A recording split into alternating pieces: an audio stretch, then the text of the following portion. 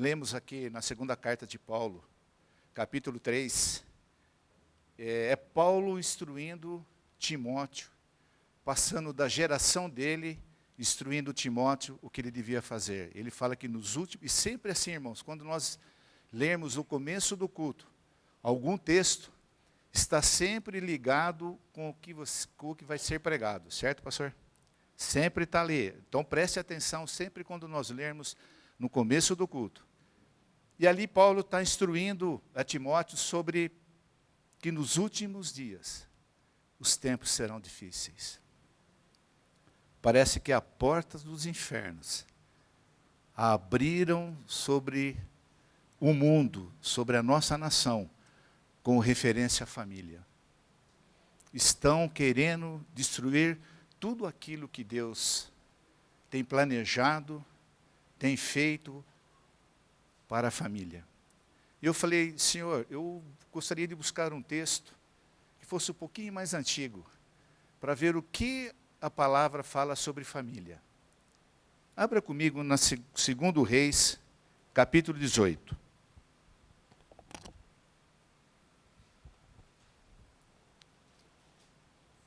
Segundo Reis, capítulo 18, diz assim a palavra do Senhor. Amém? Vai estar lá na tela. No 3º ano de Oséias, filho de Elá, rei de Israel, começou a reinar Ezequias, filho de Acás, rei de Judá. Tinha 25 anos de idade quando começou a reinar e reinou 29 anos.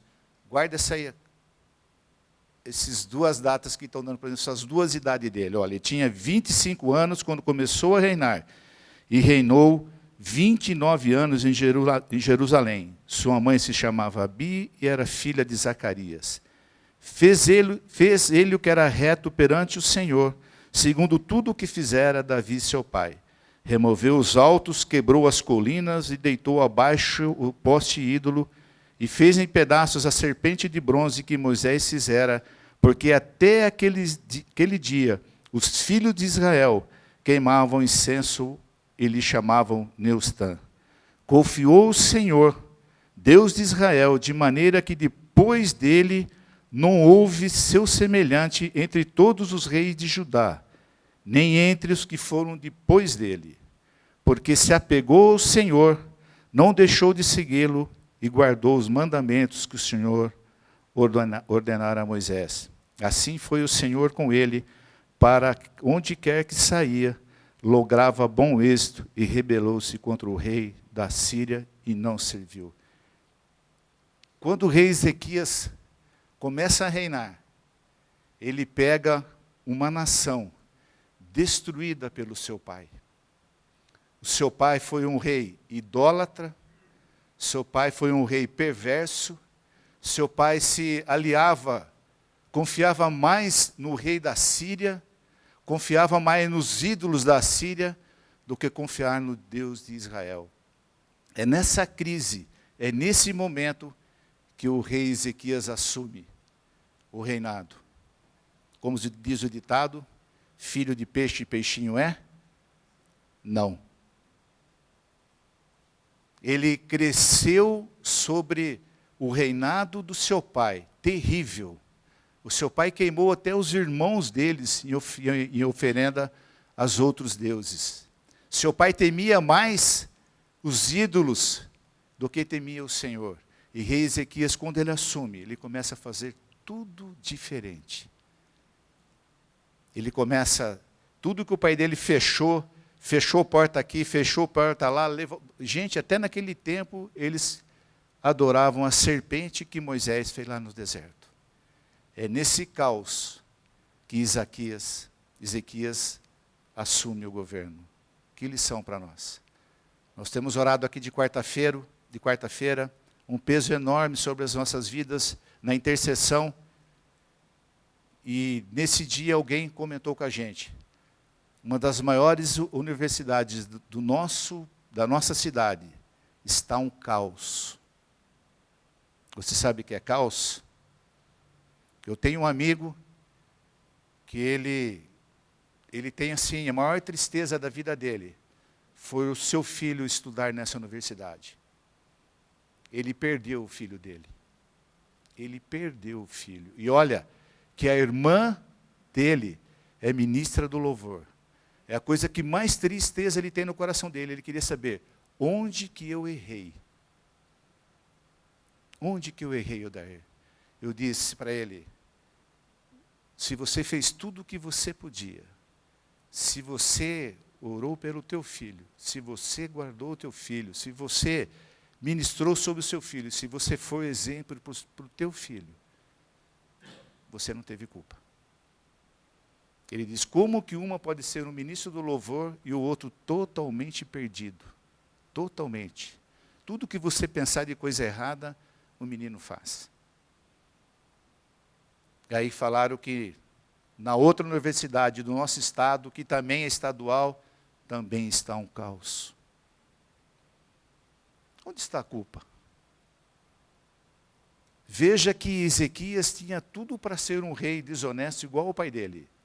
Veja que Ezequias foi criado num lar idólatra, mas ele resolveu, quando ele assumiu o trono, servir ao Senhor. Ele viu que o pai dele fez toda a coisa de errada que tinha com os outros, ele ficava com medo. O rei apertava Acás, que era o rei, que era o pai de Ezequias, e ele cedia. E quando Ezequias começa a reinar, você pensa que foi tranquilo? Não foi. Ele começa a ter lutas, ele começa a ter pressão do lado de fora, e ele começa a realmente ver se ele realmente serviu o Senhor ou não. E olha que o capítulo 19 começa a falar sobre todas as lutas que Ezequias teve. Se você puder olhar, ler, e você vai ver quanta luta esse homem teve. Mas ele nunca deixou de servir ao Senhor. Ele nunca deixou de estar aos pés do Senhor. Ezequias foi um rei que agradou o Senhor. Ezequias foi um rei que serviu ao Senhor. Ezequias foi um rei que andou com o Senhor. Ezequias foi um rei que consultava o profeta, que era Isaías naquela época, sobre tudo aquilo que ele iria fazer. Ele consultava o Senhor e consultava o profeta. Amém? Glória a Deus. Agora preste atenção. Depois de tudo isso que ele passou, vai para o capítulo 20.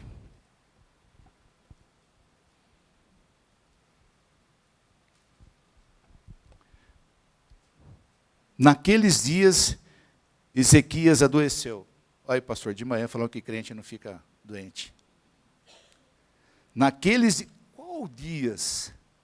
De todas essas lutas que ele tem passado, desde o capítulo 18, capítulo 19, toda a luta que ele tem enfrentado, tudo aquilo que o inimigo tem tentado tirar, né, ele da concentração, tirar ele de estar servindo o Senhor. No capítulo 19 tem o rei da Síria desprezando Ezequias, e acima de tudo desprezando o rei, desprezando Deus, o Deus de Israel. Quem é esse Deus, Ezequias? Você acha que vai salvar você? Não salvou seu pai, não salvou o reino do norte, que eles foram levados para cativeiro. Quem que você pensa que você é, Ezequias? Quem que você pensa que é esse Deus? Agora, preste atenção. Antes do 20, diz assim, ó, no 19, 35, diz assim, quando ele cercou Israel, ele estava, debochando do Deus de Israel, fala, então naquela mesma noite saiu o anjo do Senhor e feriu no arraial dos assírios 185.000. E quando se levantaram os restantes pela manhã, eis que todos eram cadáveres. Retirou-se, pois, Senaqueribe, rei da Síria, e se foi, voltou e ficou em Nínive. Sucedeu que, estando ele a adorar a casa de Nisroque, seu Deus, Adramaleque e Sarezer, seus filhos, o feriram a espada e fugiu para a terra de Ararate. Esaradom, seu filho, reinou em seu lugar. Ele desafiou o rei, desafiou o Deus de Israel. Ele desafiou o rei Ezequias. E olha o que ele fez. Quando ele viu, ele estava com 185.000 soldados cercando Jerusalém. Eles foram todos mortos. E ele voltou para casa humilhado e ainda seus filhos o mataram. Glória a Deus. Amém. E olha o capítulo 20. Naqueles dias Ezequias adoeceu e deu uma enfermidade mortal. Veio com ele o profeta Isaías, filho de Amós, e lhe disse: assim diz o Senhor, põe em ordem a tua casa, porque morrerás e não viverás. Eu gostaria de parar um pouquinho aqui. Põe em ordem a tua casa. É espiritual? Não. Porque Ezequias servia ao Senhor, andava com o Senhor estava com ele consultava o profeta do Senhor, que era Isaías. É financeiro? Também não, porque quando você lê aqui em Punterim, você vai ver que Ezequias teve diversas riquezas ali, o reinado dele foi tão bem sucedido que o que Deus está falando para ele? Eu fico imaginando Ezequias, nós sabemos que tem todo um protocolo para que você entre na presença do rei. Você não entra na presença da rainha da Inglaterra de qualquer jeito. Você tem que ter um protocolo. Você não pode dar as costas para a rainha quando você sai dela. Tem um protocolo. E eu imagino o protocolo que foi para avisar que Isaías estava lá fora. O rei Ezequias. Ele foi, aí Isaías chega para ele e fala assim: põe a tua casa em ordem, porque a doença que você tem, você vai morrer disso. O que Deus está querendo falar para mim e para você? Como está a nossa casa? Como está a tua casa? Como está a minha casa? O que Deus está falando assim para Ezequias é assim: prepara uma nova geração. Nós temos preparados? Nós temos preparado os nossos filhos para prosseguir aquilo que nós temos crido? Você tem preparado o seu filho? Quando o profeta Isaías fala isso para Ezequias, ele realmente, Deus estava vendo que ali mais na frente, nós vamos ler, que Ezequias não preparou uma nova geração.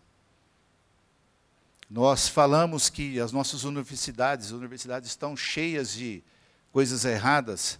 E eu comentei na quarta-feira com os nossos irmãos que estavam aqui. Quem são os culpados para as nossas universidades estão desse jeito? Nós temos preparado os nossos filhos para entrar nessa universidade? O que os nossos filhos estão fazendo lá? Como esse amigo meu. E eu disse para ele: você preparou o seu filho para essa universidade? O filho dele, do jeito que foi para a universidade, voltou pior. Eu digo assim, quando a pessoa vai servir o exército, é a melhor coisa do mundo um jovem servir o exército. É uma coisa assim impressionante. Mas tem duas coisas quando você serve o exército. Uma boa: você vai aprender sobre hierarquia.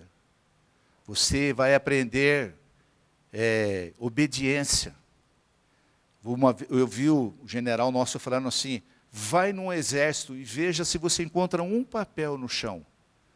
Vê se você encontra, vai no banheiro e vê se você encontra um banheiro sujo.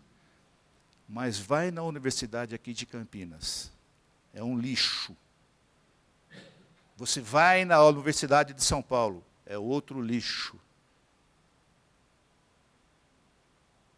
E ele está falando para Ezequias: põe a tua casa em ordem.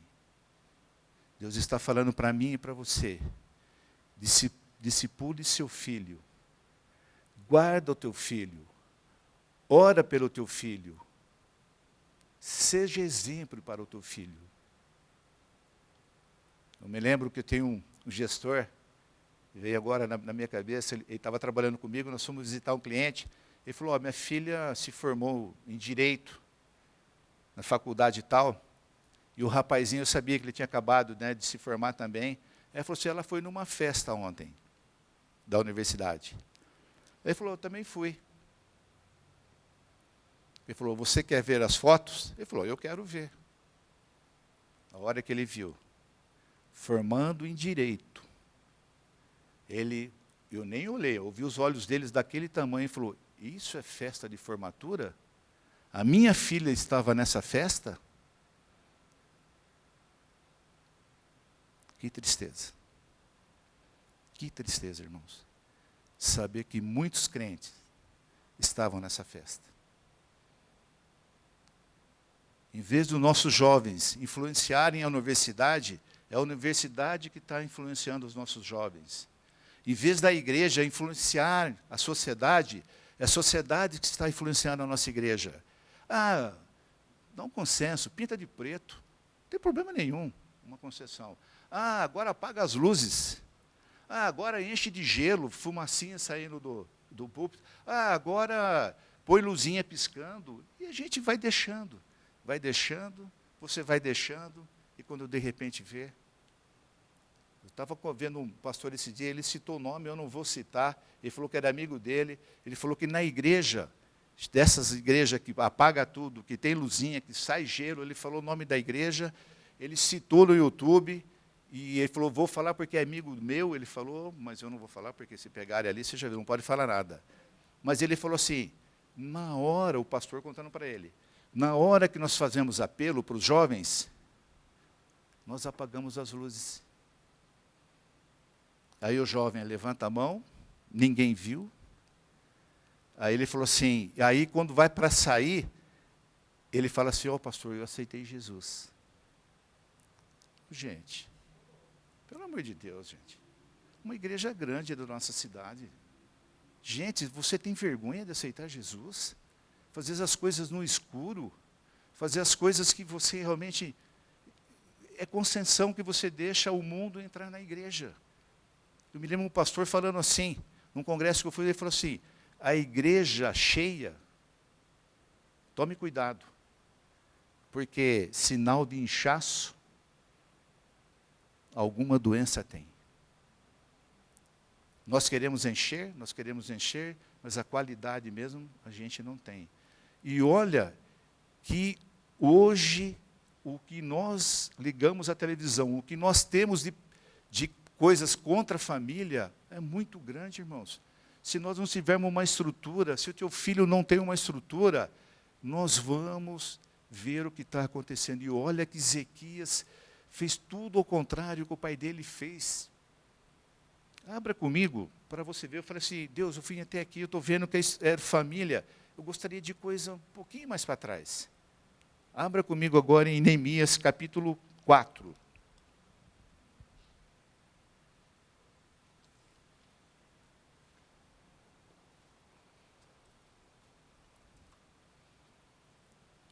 Neemias, capítulo 4, versículo 13 e 14. Pode pôr na tela lá. Então, um pouquinho antes, vê? Eram os inimigos de Neemias zombando dele. Que é isso, Neemias? Você está de brincadeira, cara? Você está fazendo aí um muro... E se uma raposa vier aí fazer alguma coisa, esse muro cai. Que isso? E olha a luta que Neemias estava fazendo. Veja bem, a família nesse tempo aqui. Deixa eu só falar uma coisa. Ezequias, quando assume o reinado, eram 700 anos de Cristo. 700 anos. E veja como a família... Mulher, põe o microfone perto aí. Como a família era realmente já naquela época... né? Disseram, olha o versículo 11, disseram, pois, os nossos inimigos, nada saberão disto, nem verão até que entremos no meio deles e os matemos. Assim faremos cessar a obra. Quando os judeus que habitavam na vizinhança deles, 10 vezes nos disseram, todos os lugares onde moram subirão contra nós. E olha o que Ezequias fez. Eu li um livro que fala assim, você quer ter... disciplina, você quer ter discernimento, você quer ter direção, você que é um executivo, você que é um líder, você quer ter liderança, leia o livro de Neemias. Leia o livro de Neemias. Olha o que Neemias fez.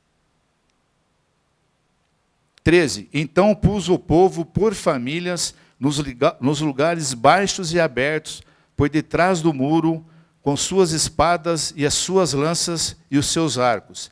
Inspecionei, dispune e disse aos nobres, aos magistrados e ao resto do povo: não temais, lembrai-vos do Senhor, grande e temível, e pelejai pelos vossos irmãos, vossos filhos, vossas filhas, vossa mulher e a vossa casa. Nós, como sacerdote dos nossos lares, os homens, ou quem não tem marido, os filhos, nós devemos lutar pelas nossas esposas. Devemos lutar pelos nossos filhos. Devemos lutar pela nossa família, irmãos. O inferno está se levantando e cada dia que se aproxima mais o fim, os dias serão piores. E se eu e você não estivermos estruturados na palavra do Senhor, nós vamos sofrer muito. Deus está falando para Ezequias: põe a tua casa em ordem. Eu falei: mas por quê? Por que Ezequias fez um reinado tão bem? E Deus estava olhando lá na frente, irmãos. Os piores reis que existiram, quando dividiram então, o reino do norte e o reino do sul, foram o reino do norte. Mas no reino do sul, nós tivemos 19 reis. E quando nós estudamos aqui, eu lembro, não sei se foi o pastor Felipe, o pastor Fernando, que colocou os reis bons de um lado e os reis maus do outro. No reino do sul, nós tivemos 19 reis. Sabe quantos bons? Faltaram a aula, né? Não vieram na escola dominical, né? Se viesse na escola dominical, a gente ia saber. Somente 6. E pior ainda, os que foram pior, que foi o pai de Ezequias, eles conseguiram se igualar na parte mais baixa de alguns reis do norte. E quando Deus está falando para Isaías: põe a tua casa em dia, Ele está falando: prepare uma nova geração. Prepare seus filhos para entrar nas universidades. Prepare seu filho para ir para a escola. Não deixe somente para a igreja, irmãos. Preparem, lutem, lutem, lutem, não desanimem. Tem pessoas que estão passando por grandes lutas, eu sei que está nos assistindo. Não desista do seu filho. Não desista do seu filho. Põe a tua casa em ordem. Põe, irmãos, lutem, batalhem, faça o que for preciso para que Deus guarde os nossos filhos. Sabe por que Ezequias pisou na bola? Subiu na cabeça de Ezequias. Sabe o que a palavra fala para mim e para você? Aqueles que estão em pé. Eles pensam que estão em pé. Cuidado para não. Sabe o que aconteceu com Ezequias? Se você for ver mais lá para frente, vai estar lendo aqui, mas Ezequias abre, quando ele... é interessante, irmãos, tanto no 2 Reis e 2 Crônicas, quando o profeta chega para Isaías e fala que ele vai morrer, Ezequias vira para a parede e começa a interceder pelo Senhor. O profeta nem sai. Na metade do templo, Deus fala com ele: volta lá, que eu vou acrescentar 15 anos na vida de Ezequias. Lembra que eu falei no começo? Ezequias tinha quantos anos quando começou a reinar? Quantos anos ele reinou? Quantos anos dá? 54. Agora tira 15 que Deus acrescentou na vida dele. Quanto dá? 39. A ciência fala que a plenitude da vida do ser humano, quando você alcança a maturidade da sua vida, você sabe quantos anos são? 40. É o top é a experiência, é a sua vida no máximo, a vida do ser humano. Você gostaria de morrer com 39 anos? Você entende porque Ezequias entrou na presença do Senhor? E quando você lê as duas, tanto segunda crônica como segundo reis, mas você vai para o livro de Isaías, na mesma passagem que tem, existe quase um capítulo inteiro que fala assim, a oração de Ezequias. Ele agradece o Senhor, ele entra na presença do Senhor, agradecendo por ter mais 15 anos na vida dele. Há um comentarista que eu li que ele falou assim, Ezequias deveria morrer aos 39 anos. Sabe por quê? Nesses 15 anos que Ezequias viveu, sabe quem ele gerou? Manassés. Foi o pior dos piores reis que existiram em Judá. O que Manassés fez foi algo assim, abominável ao Senhor.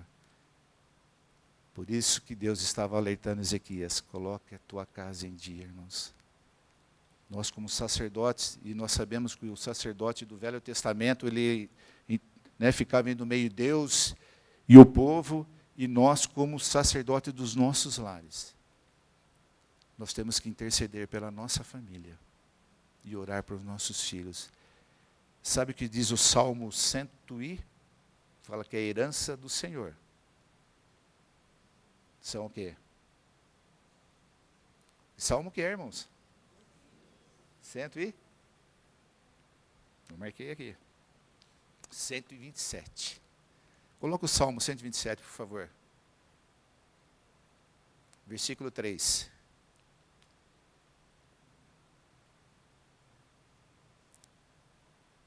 Olha só.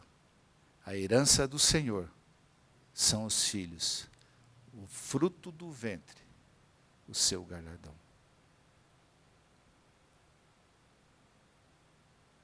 Deus está pedindo para mim e para você. Coloque a tua casa em ordem.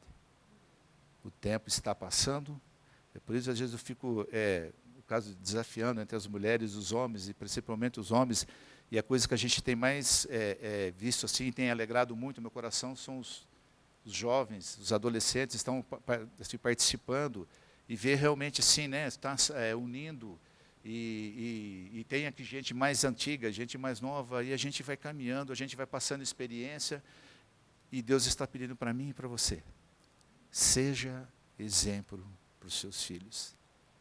A liderança da igreja tem que ser exemplo. Se não for exemplo, nós vamos perder a batalha. E Ezequias, um homem que seguia o Senhor, ele gerou um filho que foi um dos piores reis de Judá, que se chamava Manassés. Ele queimou os filhos, fez a mesma coisa que o avô, queimou os filhos para os outros ídolos.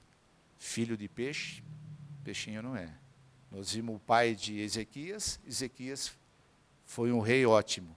O filho de Ezequias foi um rei péssimo. E se eu e você não tivermos a estrutura de estarmos juntos com os nossos filhos, guardando, protegendo, quando eles chegarem na universidade, eles vão discipular seu filho do lado negativo. Amém? Que o Senhor realmente venha nos dando discernimento e sabedoria ao lidar com os nossos filhos, e que realmente nós possamos, a cada dia, irmãos, estar mais perto do Senhor, porque as lutas vão ser cada dia piores. Se eu e você não estivermos estruturados na palavra do Senhor, nós não vamos chegar a lugar nenhum.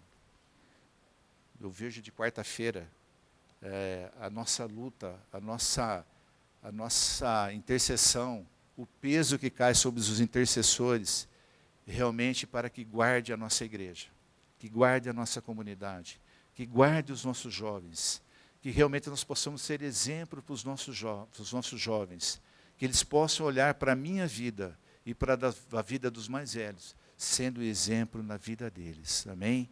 Que Deus nos dê sabedoria, Deus nos dê discernimento e põe a tua casa em ordem. Põe a tua casa em ordem. Guarde os teus filhos, proteja os teus filhos, discipule teus filhos, ore pelos teus filhos, seja exemplo para os teus filhos. Que Deus vai nos recompensar lá na frente, amém? Que o Senhor nos dê discernimento e sabedoria, pastor Felipe. Que a nossa vida seja realmente guardada pelo Senhor, amém, irmãos? Que nossa vida seja realmente dirigida pelo Senhor. Eu só gostaria de falar uma coisa assim sobre as mulheres. Eu sempre fico brincando com as mulheres, porque o meu intuito era, no caso, desafiar as mulheres, né? Eu falei que o pastor que eu estou seguindo lá, ele conseguiu colocar 3.000 homens. Ele ficou tão feliz, ele ficou tão assim, né? Falou, né, a minha esposa agora, que tinha conseguido colocar 3.000 mulheres, sabe o que elas fizeram ou não?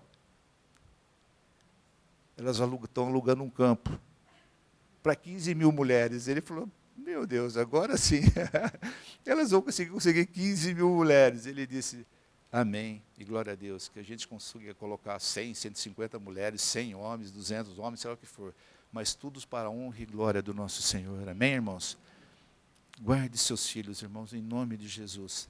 Protejam. Né? Não deixam, né, o mundo, né? Não deixa as coisas do mundo.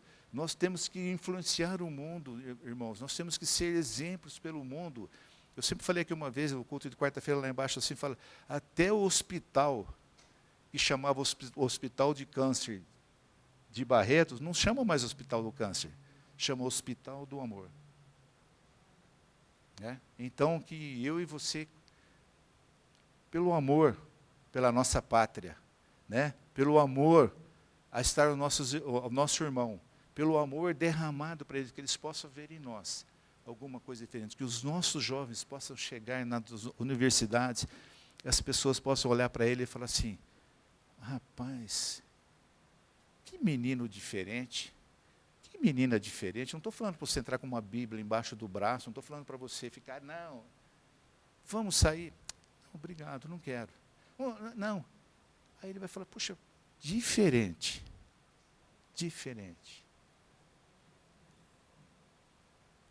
Que as pessoas possam olhar para mim e para você no nosso serviço, na nossa empresa. A gente sempre tem alguma coisa de querer colocar as coisas assim, espirituais em pastor, em alguém que tem alguma coisa. Mas se o teu emprego foi Deus que deu, é espiritual. Se o teu carro foi Deus que deu, é espiritual. Se a tua casa é Deus que deu, é espiritual, sabia? Então, que realmente nós possamos fazer tudo para a glória e honra do nosso Senhor Jesus. Nessa pandemia, eu comecei a ler algumas assim, biografias, e gostaria de contar isso, terminar agora, pastor. E eu olhei para algumas, comecei, né, a ler, e Deus se direcionou para uma, que ela começava assim, existia uma família que era muito pobre, e eles tiveram um filho. Eles não conseguiram educar os filhos deles em uma escola, porque eles não tinham dinheiro. Aí foi crescendo, eles deram a educação dentro de casa. Eles ensinaram o menino somente a ler e escrever. Esse menino cresce, ele vira um adolescente, ele vira um jovem, ele aceita Jesus, ele começa a pregar a palavra. Ele não tinha estudo nenhum, ele não tinha formação nenhuma, e ele começa a pregar a palavra.